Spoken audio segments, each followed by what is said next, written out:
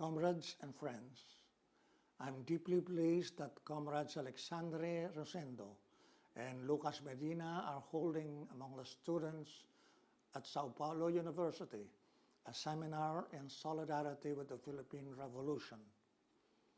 I salute the students of Sao Paulo University for mobilizing and struggling against the U.S. instigated rightist coup under the guise of impeachment and against the educational reforms that the reactionary Temer government plans to adopt and implement. Filipino students have fought similar attacks on education that have been done under the U.S.-dictated neoliberal economic policy regime.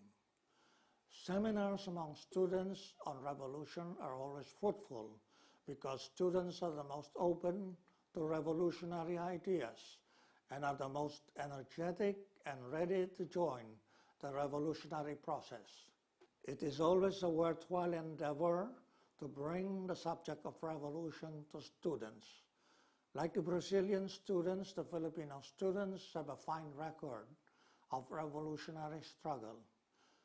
Revolutionary students have remolded themselves into proletarian revolutionaries and have contributed significantly to the re-establishment of the Communist Party of the Philippines and the resurgence and advance of the Philippine Revolution. They have excelled as communist cadres and as Red commanders and fighters of the New People's Army.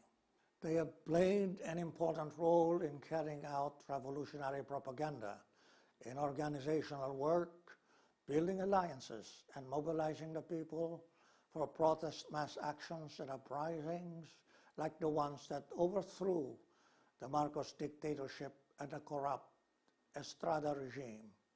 I'm informed that your discussion will range from the historical background of the Philippine Revolution to the current political situation, especially the resumption of peace talks between the government now under President Duterte and the National Democratic Front of the Philippines. The Brazilian and Filipino peoples have similar histories of revolutionary struggles against foreign and feudal domination and have a common aspiration for national and social liberation. The current peace negotiations in the Philippines appear to be bright and promising because for the first time in Philippine history, there is a president who calls himself a leftist and socialist and who is not afraid to hurl invectives against U.S. imperialism and the local oligarchs.